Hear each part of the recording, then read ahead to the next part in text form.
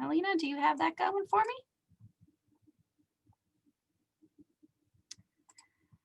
All right, perfect. Thank you. So we're hoping to have this recording up on our Keep Teaching website within a week, so you can reference it for yourself or share it with others. And for others that weren't able to join us, they can come back and take a look at the Keep Teaching website, which, if you haven't visited, is a treasure trove of resources for all things remote teaching and teaching here at Penn State. So please keep your mics muted when you're not speaking. You may turn your camera on or off as you like.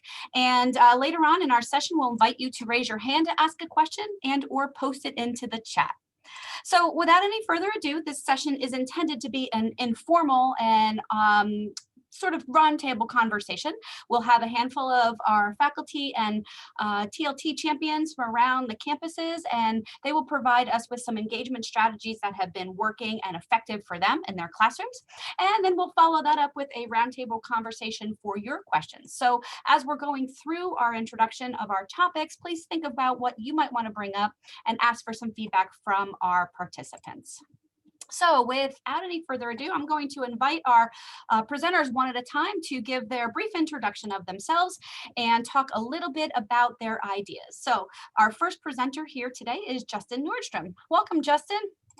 Hi, Dawn. Thanks for having me in. I was told to give you the teeny bit of information that I have that I've been doing this semester when I've been teaching remote. My big suggestions that you could actually start using right now. You don't have to wait until we come back after Thanksgiving.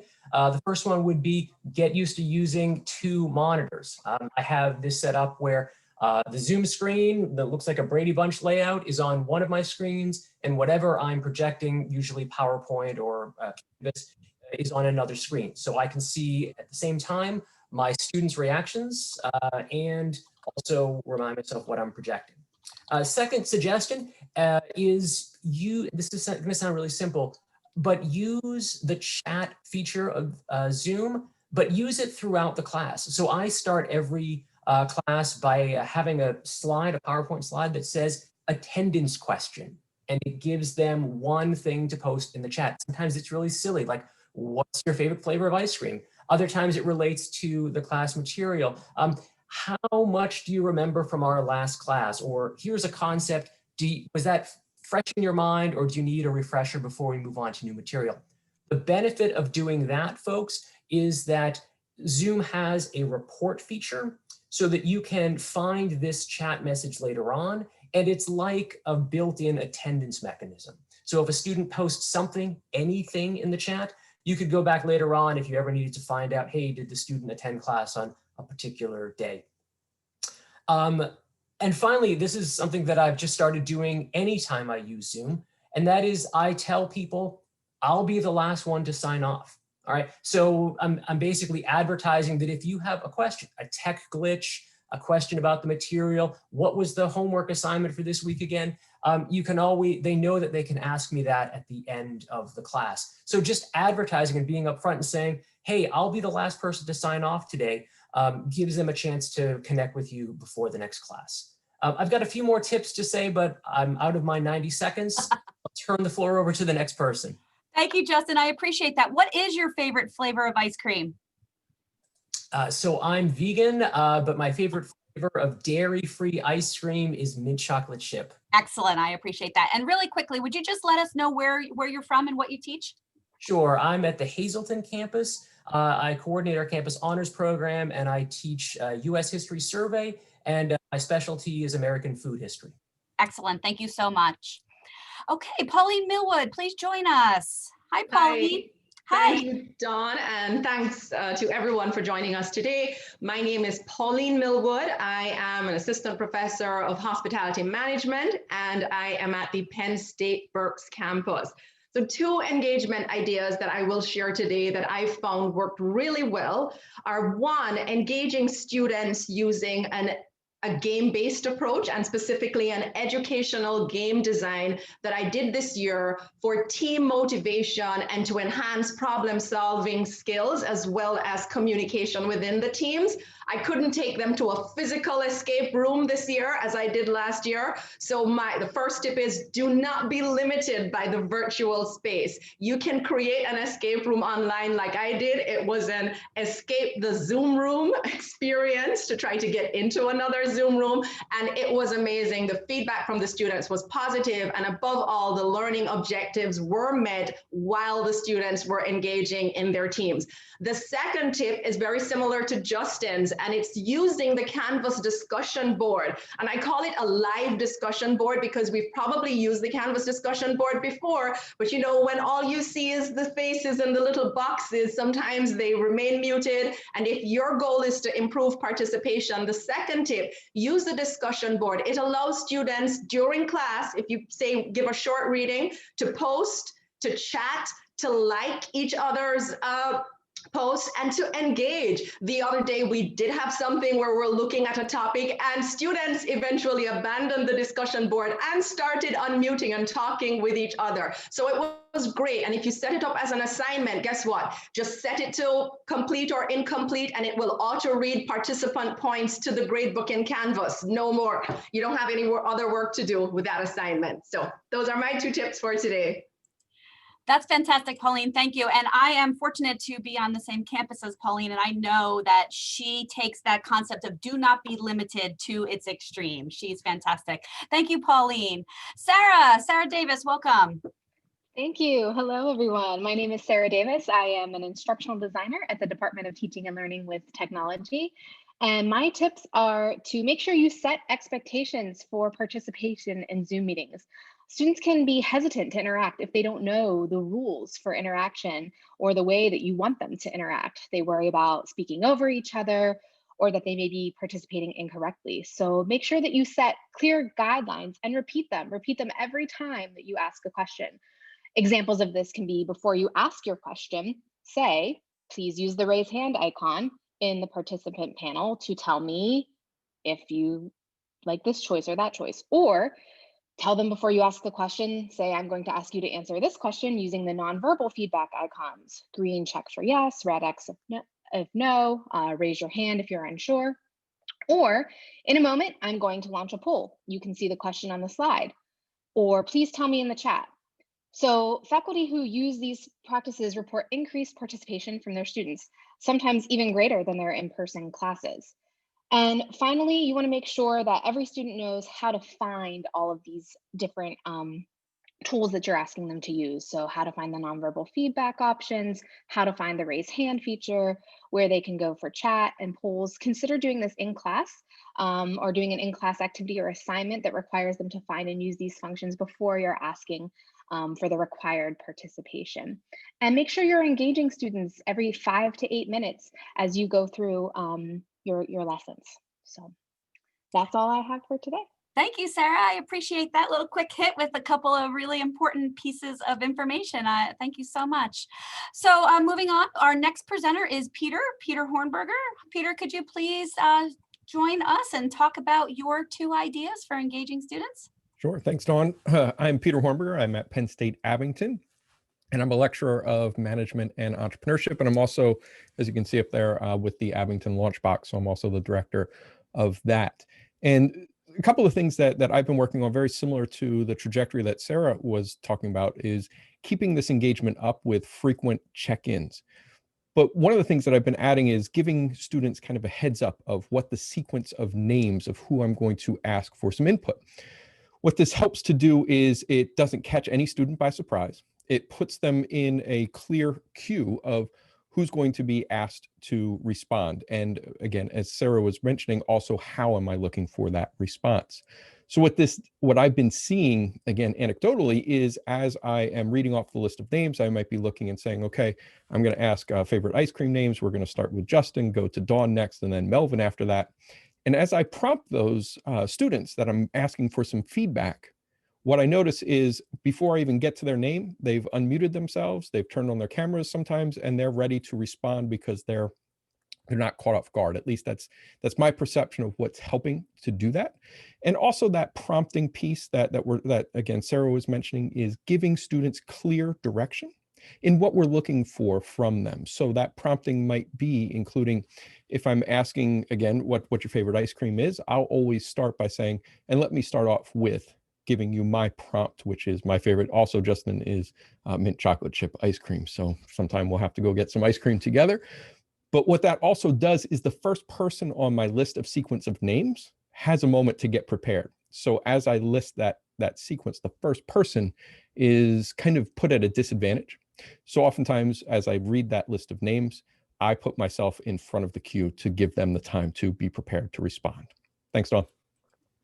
Thank you, Peter. And let me see if I can model that. So up next, we have Melvin. And then once Melvin is done, we'll be seeing a couple of comments from Darren Verity. How'd I do, Peter? Excellent, Dawn, you're good. Okay, good. Thank you. Melvin, welcome.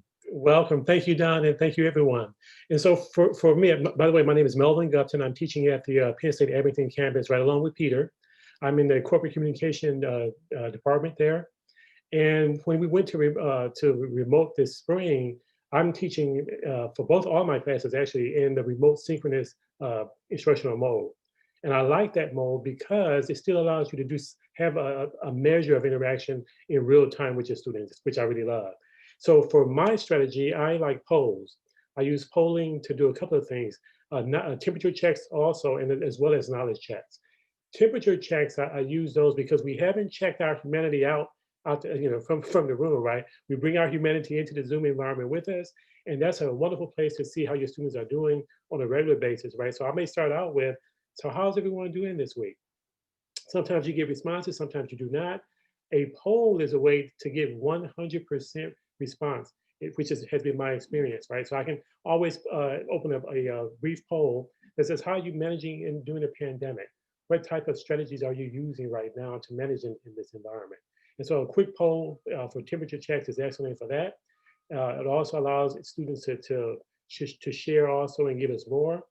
In addition to that, this week I was able to use there was a document that came out from the Counseling and Psychological Services Office, which talked about how to, what strategies you can use during this time with all the national stresses that are going on right now. So I was able to use that as a result.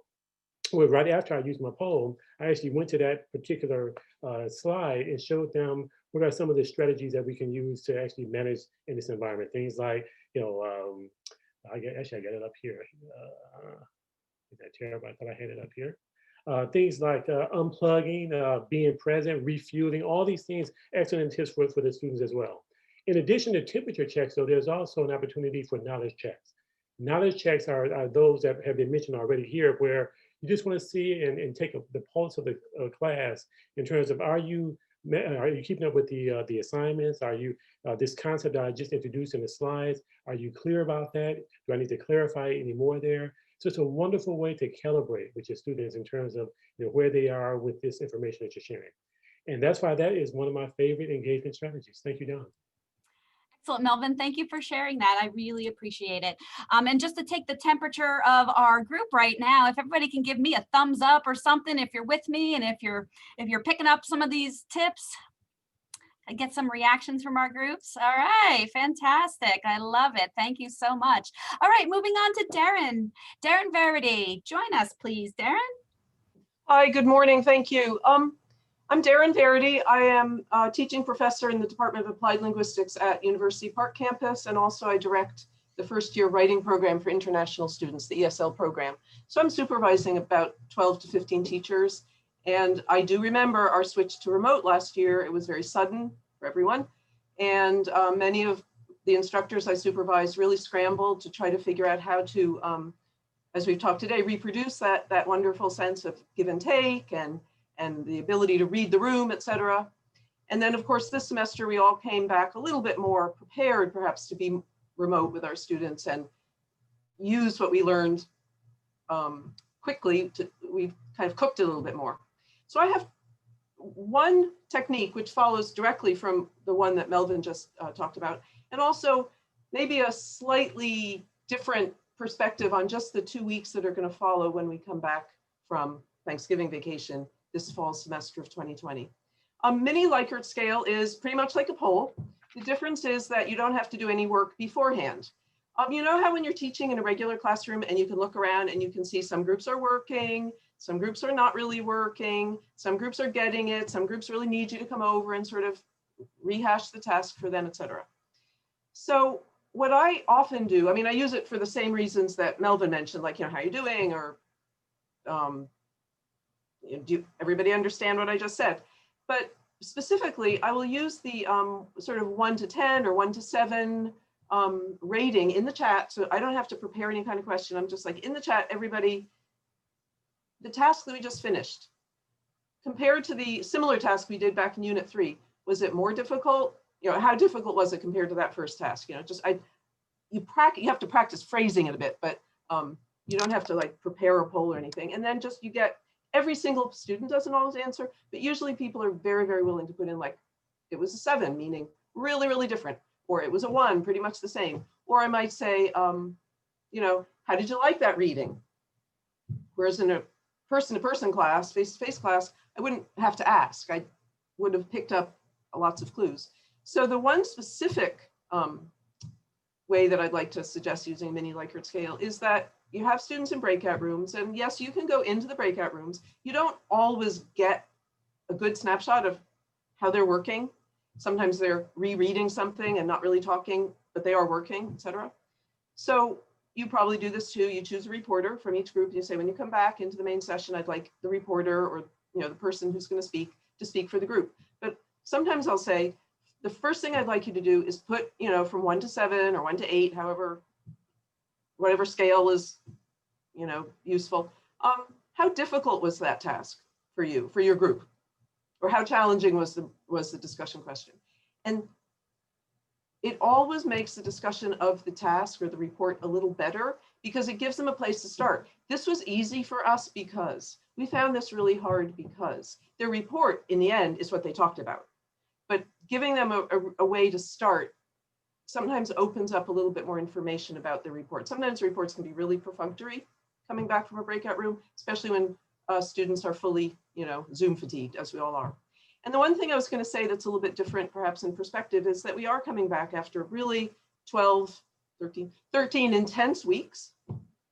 And I think it's always good to remember that even when we come back in person after Thanksgiving, to step a little bit away from the intensity, perhaps weeks 14 and 15 don't have to be quite as active and engaged. The students themselves might appreciate a little bit more breathing space. So I will stop using some of my engagement in week 14 and just give students like something I would probably not normally do. Maybe say, okay, for 20 minutes in your breakout room, I'd like you to actually read this article together while you're looking at the discussion questions, because I know that a lot of them won't have been able to read it given all the other projects they're doing.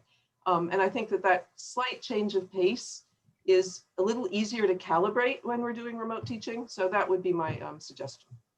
Awesome, Darren. Thank you so much. I'm going to give you a 10 out of 10 for engagement strategies today. Thank you so much. Awesome. And finally, Dina. Hi, Dina. Hello, everyone. I'm happy. Share our last tip of the day before we move to our audience, please. Yes, absolutely. I'm really happy to be here, and I'm happy that you all are here. My name is Dina Levy. I am an instructional consultant at the Schreyer Institute based at University Park. And prior to that, taught in the Department of Spanish, Italian, and Portuguese in the Italian program for several years here. So that's my background. And I guess compared to my colleagues who offered really wonderful tips just now, my thought about student engagement is a little bit broader. When I think about it, I really think about it in terms of positive classroom atmosphere. I feel like that's one of the main levers that influences student engagement and motivation. And so when I make course design decisions or activity decisions, I think about its impact on classroom atmosphere. And mostly I think about it in terms of connections. So the student connection to the course material, the connections to each other, and then the relationship between the student and instructor. And in my discipline, which is a lot of language and culture, I really want to encourage a lot of risk taking and comfort with each other. So if I can build a positive atmosphere and build connections with, among the students and between myself and the students, I find they're more willing to express ideas and be more comfortable making mistakes, and we can laugh about it. And so that sort of connection framework is what I tend to use when I'm making engagement decisions. So I'll just share very quickly, one thing that I tend to do a lot of is try to incorporate music in any way possible, because I find that really no matter what your background is, it's one entry point that almost everybody has some kind of opinion or feeling about. And so especially if students can share music, either that's related to the course content in terms of the text or the lyrics, or something related to the cultural material, or just something before class, oftentimes I'll have music playing, but I'll ask the students to give me something to play. And so that it generates conversation and connection between the students, even in an informal way before class. So you can relate it to the content and lesson. You can relate it to just sort of like trying to replicate, at least in the remote world, those sort of 5 minutes before class that you have. And music is just one example, but there are many other ways that you could think about having the students be able to connect with each other. Most of the time that happens through sharing personal experiences or ideas. So if you can find ways to create activities around sharing something personal, then you start to get this sort of deeper connections as well. And related to that also is instructor presence. So you as an instructor being present in the discussions or conversations, responding quickly. My colleague Sarah talked about discussing setting expectations. That also has a lot to do with the relationships that you're building with the students too. So I'm going to stop there, but hopefully that's just one way for you to start thinking about your activity design, maybe in a different way. Thank you, Dina. I appreciate that. And I love the concept of music. One of the things that I really miss from being in the physical classroom the way we used to be is that 5 minutes before and 5 minutes after class, that kind of interaction with students. So you brought up a really great way for us to continue to have that. So I appreciate it. So thank you to our experts here today. I think that we had quite a few amazing and interesting, engaging ideas, and I hope our audience has had an opportunity to jot some things down. As I said earlier, I will be sharing some resources at the end of our time today. Whoops. And I will be posting that in chat, and also a lot of these things, or if not all of these things, will be with our recording on the Keep Teaching website in roughly a week. So what I'd like to do now is open it up to questions from our audience. I'm going to ask Helena to continue to take notes, and I will go ahead and field questions, and then I will ask our experts here to raise their thumb or their hand with the reactions to let me know that you'd like a chance to respond to that. So go ahead, folks. Are there anybody with questions that I could have our group answer? Is there anything pressing that brought you into our meeting here today? Our participants, anyone would like to share something? You can put it in the chat. You can raise your hand. I will give you a second to think about that. Is there something? We did have a couple of requests for Pauline's escape room, which we will be putting together and getting that out later in the session. Actually, Pauline, there is a request for you to give a little bit more information about the Zoom escape room. Would you be willing? Sure. Just very quickly, and Dawn, please tell me when to stop talking if my time is up. But very quickly, this is a senior hospitality management. It's an advanced food production and service course. And what we really need to do is have the students be motivated to engage with each other as they're taking on the role of student managers, planning a real life pop-up restaurant. And a physical escape room, which is very near to the Penn State Berks campus, is where we kick off the semester to get that team flow going.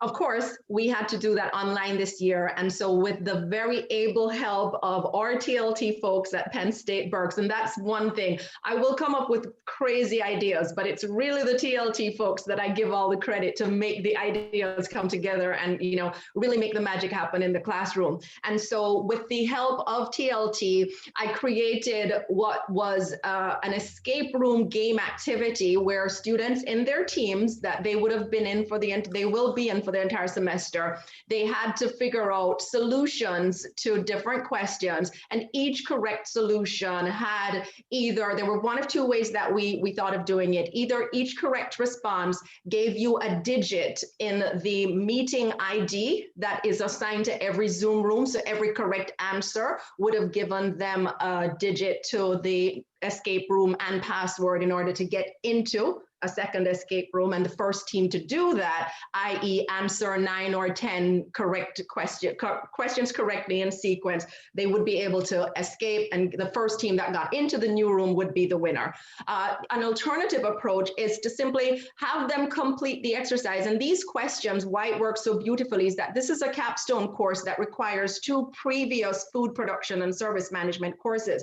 So the questions help them to review materials from those 2 previous courses that they would have completed a year ago, where knowledge may not have been as, fresh. And they were free to, use online resources, use textbooks, work with each other. And it was remarkable in the feedback that came afterwards, how, the sentiment was, it was so great to be able to refresh some stuff that we forgot from a year ago and we will need to be applying this semester. So it had multiple benefits of having them go through this Q&A. And it also taught them, who is good with the quantitative stuff and who is good with more organizing. And just to look at the feedback, some of them said, hey, we were so excited to win that we didn't realize that, we could have pushed the help button and asked for the freebie, because there was also a freebie. It said, if you really bumped into a question that you couldn't figure out the answer, hit the ask for help button in your breakout room, and the master chef would come and give you the answer for free. Of course, that would be the instructor. So there were so many ways to duplicate the real life escape room environment and bring it into the classroom. Fundamentally, we used H5P to create the questions, and we use images and graphics. It's hospitality. So if you know hospitality, it's the pineapple. So the name of the game was Sweep the Pineapple Sweep. In other words, be the first one to get into the suite and be the first one to get the pineapple. And the prize was additional bonus points on completing the first module. So in a synopsis, that was kind of how it was designed. Pauline, that's fabulous. Thank you so much for sharing that. And I know all of us will look forward to reading about it when we share our documents later. I want to give a special shout out, and you started this, but I wanted to give a special shout out to the TLT folks everywhere. The TLT folks at every campus, at University Park, everywhere, have been working in such creative means for such a long time now. And they are really the unsung heroes of all of our successes at Penn State University. And I really want to make sure that I give proper shout out to those on my campus and those at the other campuses. So we did have a request to hear a little bit more from Justin. It wasn't anything specific that was requested, but I know Justin said he could talk to us for another minute or so. Justin? Sure. Basically, I'll just echo some of the things that my colleagues mentioned. So when Pauline mentioned the feature in breakout rooms about ask for help, again, you just tell them right up front, feel free to ask for help. Or another option is you could say to the students, when you're done with this discussion we're having in the breakout group, or if you think you're done, then come back to our regular group. That way it's a signal to you to know, okay, it's just like in person, right? Some groups are still talking, some groups think they finished, but maybe they haven't fully developed the question. So it gives you a way to have that interaction with students. I also am a big fan of polls. I'm glad that Melvin mentioned that. I think the feature of polls that I really like is that they can be anonymous. So you can just ask them really quickly in the midst of something else. Does this make sense to everyone? And students that might feel uncomfortable posting a message in the chat and letting you know that you're not following along, or that might feel embarrassed to have everyone in the class know, okay, everyone else seems to get it, but I'm lost. They can just respond anonymously, and it gives you instant feedback to how much students understand. Those are 2 ways to kind of get the pulse of the class. And that's one of the things that I think is really important about Zoom, just having that feedback that you don't always have. In my case, most of my students are not turning on their webcams. And so I'm looking at a sea of names and pictures. I don't get a lot of that real-time experience of being like, okay, they've got it, we can move on. So those are 2 tools, post in the chat, anonymous polls, and tell students, look, if you don't feel comfortable posting this in the chat to everyone, just post to me directly, because you could simply say, I feel confused or I need more information. Those are two kind of quick things that I picked up. I also am a big fan of Canvas quizzes, because even though I've used them a lot, really low stakes quizzes every single week, just to give students that prompt that, you need to be keeping up with the material. That's something I've been doing a long time, even before COVID, but I think it's even more important now. Thank you, Justin. I appreciate that. And I welcome our listeners, our viewers here to identify some ideas that are working for you. If you don't have any specific questions about things, we can certainly turn this into a conversation of the things that have been successful for us. So I am open to hearing any of that. If you want to raise your hand or pop into chat, if anybody has anything that they'd like to share. And while we're waiting for that, I'm going to ask my panel, any of you, to chime in if there are any things that you would recommend when you want to start the conversation with your TLT folks on your campus, if you haven't done that before. If you haven't been involved with the TLT people on your campus, is there any great ways to start that, if there's anything that has worked for you? Does anybody have anything they'd be willing to share?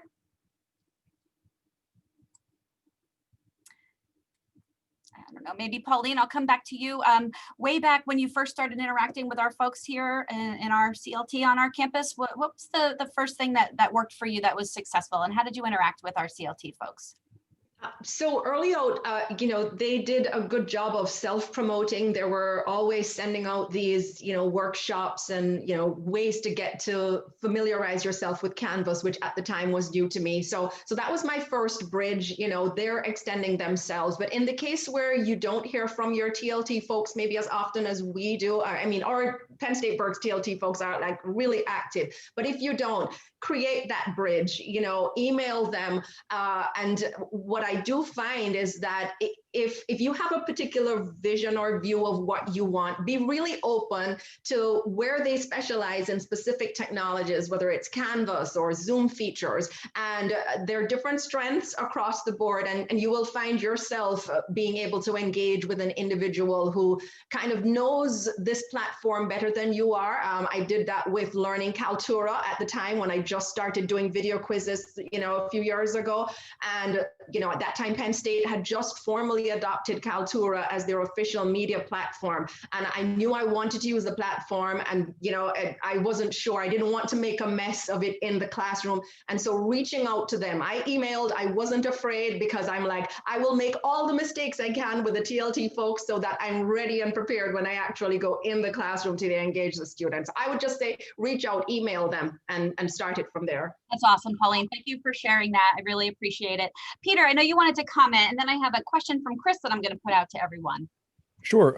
So one thing that I think some of the conversations we've been having as a small group, I tried something new last week to, again, kind of continue the engagement. I think there's usually kind of a flow to the energy where, particularly for me as the instructor, my energy is highest, I think, at the beginning of the class. And I think that's also the opportunity it's a great opportunity to engage with students. They're coming in I think they're still engaged and focused, but I also find that as the class goes on, that focus and engagement dips. So one of the things I added was about 15 minutes at the end of class. Notice I teach 3-hour classes, so it was probably a bit more challenging if you teach a 50-minute class.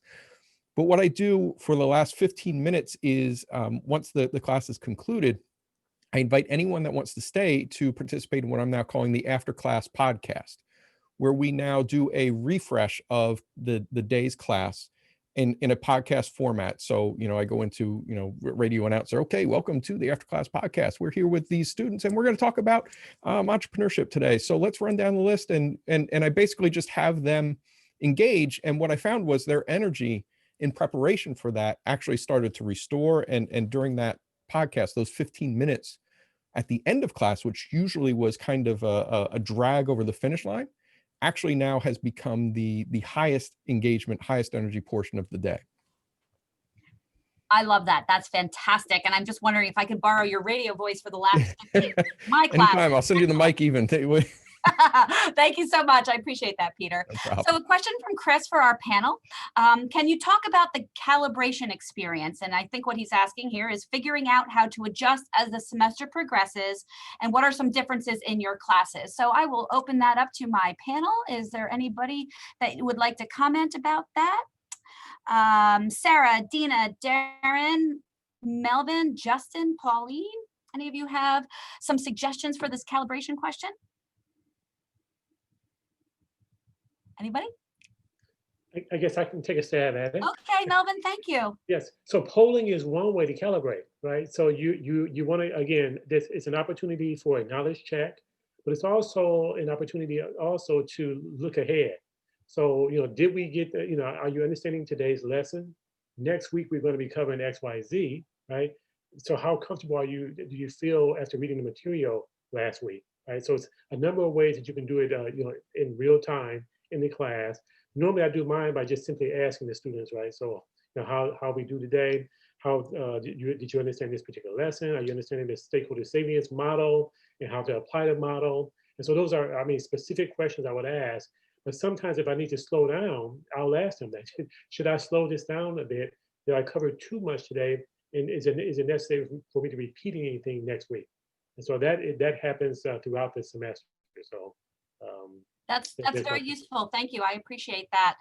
One of the things that I do in terms of calibration is similar to a lot of the things we've said. And I actually made a comment a little bit or a note on my paper. A lot of what we're doing is similar in nature, what we're talking about. I think that good strategies are good strategies and we find them, right? And then we employ them. And I think that's good.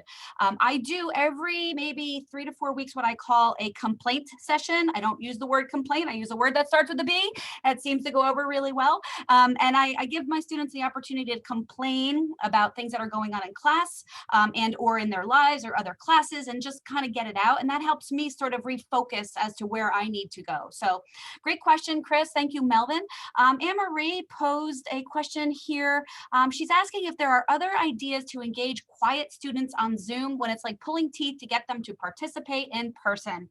And Anne-Marie, I feel that a lot. So I'm going to open that up to my panel. Is there anybody that would like to comment? Sarah? So Dina just posted some great ideas in chat to help answer that question. But the wait time is huge if you're asking for people to respond in chat or to raise their hands or unmute. Just realize that it may take them a little bit of time to gather their thoughts. And it may feel uncomfortable, but giving students wait time can help really increase participation. In addition to that, as Dina is saying, giving them some time to practice their answer is a great strategy for that as well. So you may have them do a strategy called like a minute paper where you ask a question and they write down their thoughts and then you can prompt them to share out. Or you can ask them to go into breakout rooms and share their thoughts and then designate someone to share out with the group as well. So they may have the opportunity to participate in the smaller group, even if they're not comfortable sharing out with the entire class. That's awesome. I appreciate that. And I see that there are a ton of responses here from Dina, and I think Peter commented also, and I really appreciate all of you for sharing that. And Jennifer is offering that some of her ESL students feel more comfortable responding in chat, and I have seen that a lot in my classrooms as well. Thank you, Jennifer. Darren is agreeing. How about other questions? Are there any other questions out there that I could have our distinguished panel here answer, or does somebody have something to offer us that's working for them? Could I speak about using the discussions? I really am happy when people bring up the Canvas discussions, because even though they're not quite as sort of in the moment as a Zoom chat, in my first year seminar, I have students writing 1 to 2 very low stakes discussion posts every single week of the semester.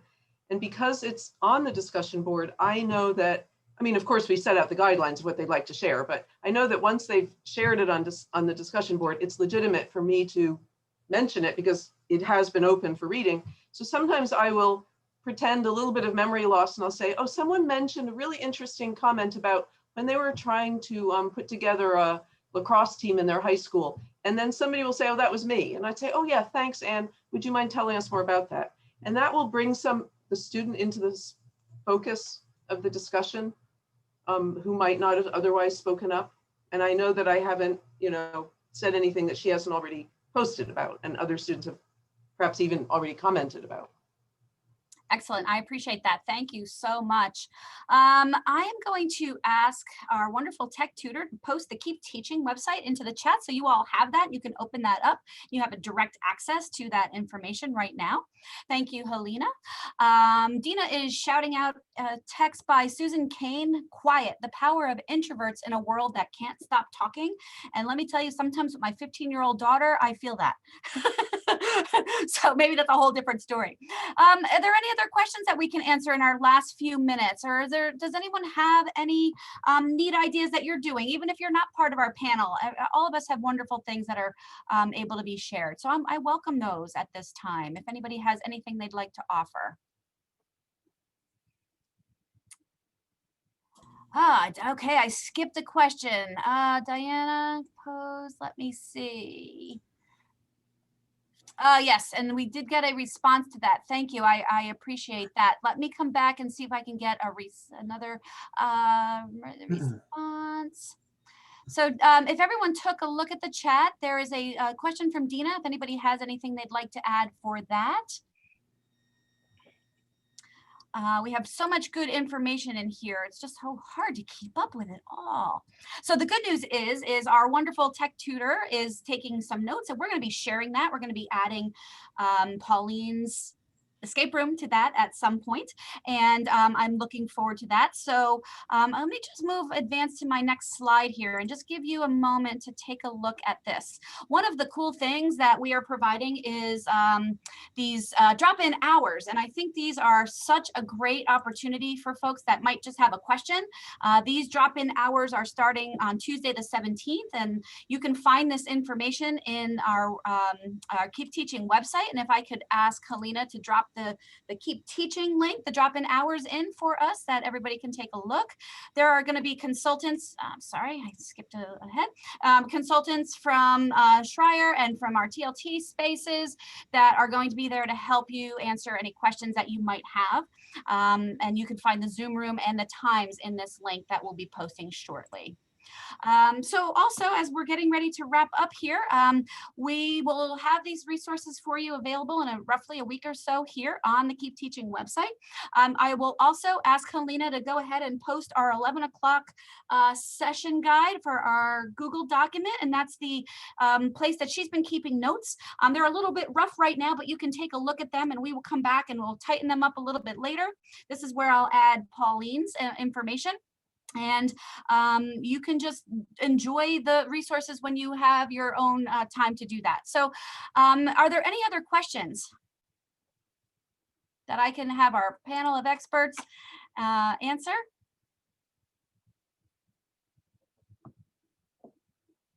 We're getting a lot of thank yous here to our team. I hope that you are seeing them. And I thank the team that we've assembled here. They all came recommended from folks around campus. And I really appreciate the fact that they took some time today. Some of them are joining us once, some of them are coming back at 1 o'clock. And if anybody wants to join us again at 1, you are free to do so. And I'm really excited for this opportunity. And I thank you all for joining us. And I will be hanging out if anybody wants to ask any questions to me on our way out. And I appreciate everybody's time today.